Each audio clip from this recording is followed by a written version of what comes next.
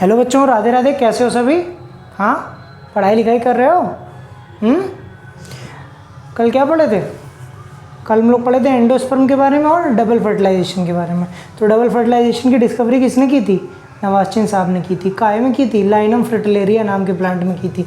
ठीक है, तो आज हम क्या बात करेंगे? कल हमने एम्ब्रियो छोड़ दिया था ना, तो आज बहुत छोटा सा बहुत क्रिस्प कंटेंट लेकर के आया हूँ। ठीक है, एम्ब्रियोजेनेसिस ज़्यादातर जगह डायग्राम ने घेर ली थी, तो इसलिए बहुत छोटा सा वीडियो बनाया है। और इस हिसाब से बनाया कि कल सीड और फ्रूट और एपोमिक्सिस एक साथ ख़त्म कर दूं। ठीक है, तो नेक्स्ट वीडियो में क्लास ख़त्म हो जाएगी। आज ये सेकंड लास्ट वीडियो है। ठीक, सीड और एपोमिक्सिस को एक साथ पढ़ाना ज़रूरी था, जिससे ज़्यादा समझ में आए।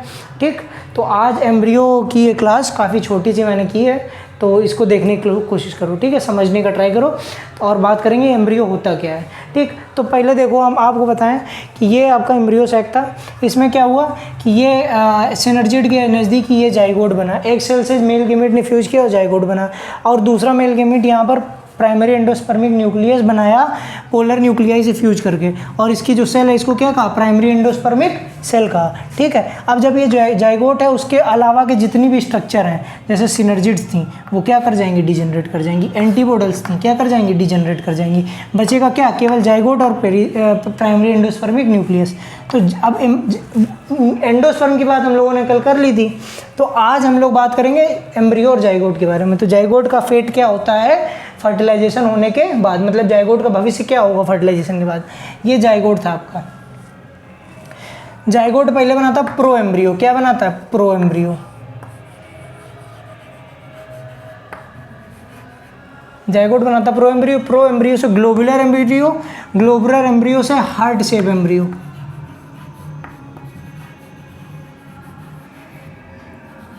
एम्ब्रियो, और फिर ये जो है ये मैच्योर है एम्ब्रियो।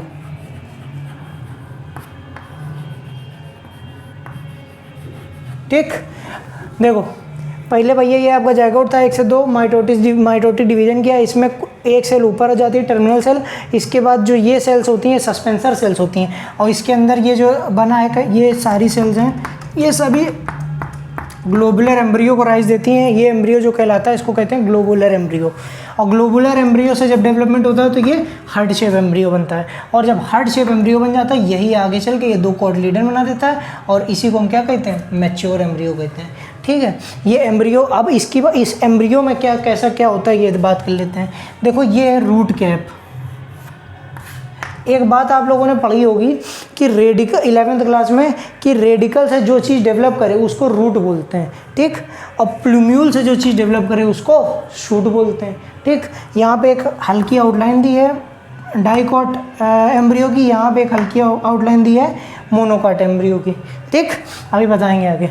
देखो, जो प्लूम्यूल से डेवलप करे उसको शूट बोलते हैं, जो रेडिकल से डेवलप करे उसको रूट बोलते हैं। तो भैया रूट जो है रेडिकल से डेवलप करती है, तो इसके नीचे इसके आसपास क्या लगा होगा? रूट कैप लगी होगी। ठीक, और आपको बताएं, अब देखो ये है एम्ब्रियोनल एक्सिस। ये एक्सिस जो है ये एम्ब्रियोनल एक्सिस है। ठीक, इस एक्सिस में कॉटिलीडन के ऊपर वाला जो पार्ट है इसको कहते हैं, कॉटिलीडन के अबव जो पार्ट है प्लूम्यूल की तरफ उसको कहते हैं एपिकोटाइल, और कॉटिलीडन के नीचे जो पार्ट है, और मतलब कॉटिलीडन के नीचे इस एम्ब्रियोनल एक्सिस में जो पार्ट है उसको कहते हैं हाइपोकोटाइल। एपिकोटाइल और हाइपोकोटाइल। अब देखो इसी को ऐसे सीधा करना तो ये दोनों कॉटिलीडन को अलग करना, तो ऐसा स्ट्रक्चर आएगा। तो देखो जो ये एम्ब्रियोनल एक्सिस के नीचे वाला पार्ट है इसको क्या कहा हमने? हाइपोकोटाइल। ठीक, ये जो दोनों हैं ये तुम्हारे देखो दोनों ये कॉटिलीडन है। कोलियोप्टाइल कैसे लिख दिया भैया?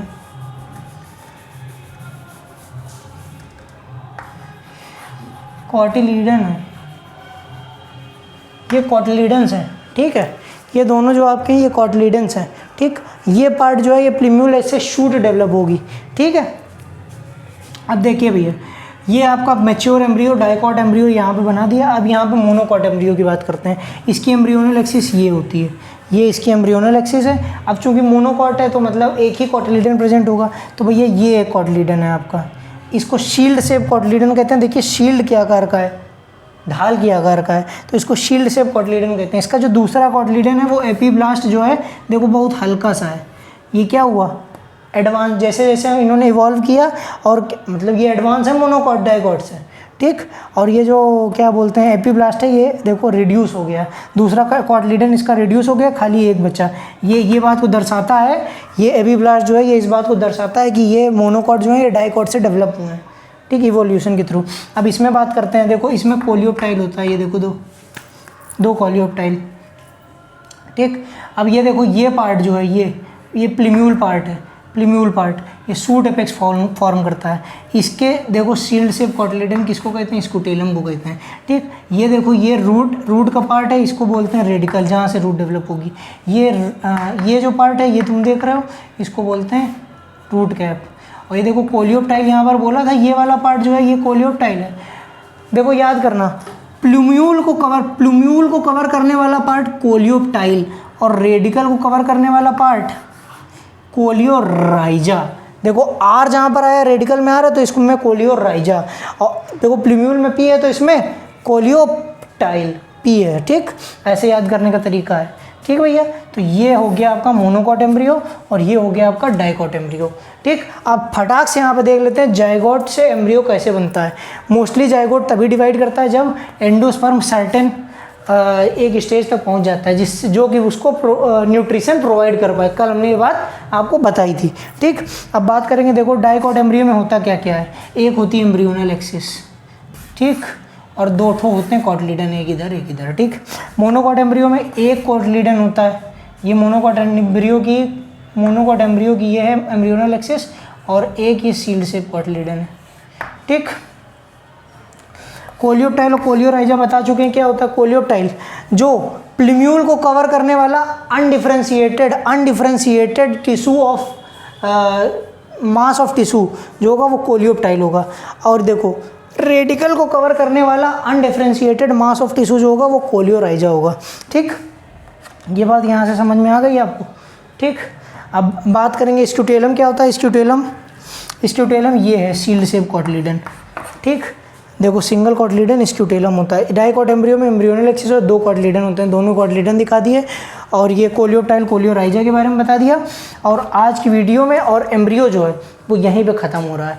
एम्ब्रियो कैसे डेवलप करता है, देखो सबसे पहले जाइगोट से प्रो एम्ब्रियो से ग्लोबुलर एम्ब्रियो से हार्ट शेप एम्ब्रियो से मैच्योर एम्ब्रियो, ठीक है। कैसे याद करोगे, देखो हार्ट शेप एम्ब्रियो जब ये हार्ट है, जब ये टूटेगा तब मैच्योर बनेगा, जब दिल टूटता है तभी आदमी मैच्योर होता है, ठीक।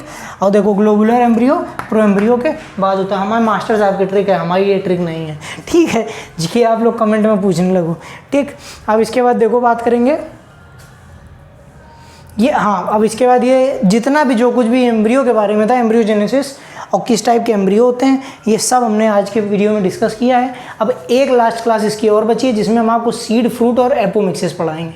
सीड फ्रूट और एपोमिक्सिस पढ़ाएंगे, और उसमें कुछ पॉइंट्स ऐसे भी होंगे जो बहुत इंपॉर्टेंट होने वाले हैं। तो वो लास्ट क्लास है इस चैप्टर की, उसको मिस नहीं करना, ठीक है भैया। चलिए आज की वीडियो में इतना ही। इस वीडियो को जितना हो ज़्यादा से ज़्यादा हो सके शेयर करें, और जितना ज़्यादा से ज़्यादा चैनल को आप प्रमोट कर पाएँ प्रमोट करें, और इसको आगे बढ़ाएं, आगे भेजें जितने ज़्यादा से ज़्यादा बच्चों तक हो सके। और हमारे चैनल को थोड़ा प्रमोट करें, सब्सक्राइब वगैरह कर दें, मेहनत लगती है वीडियो बनाने में, ठीक है।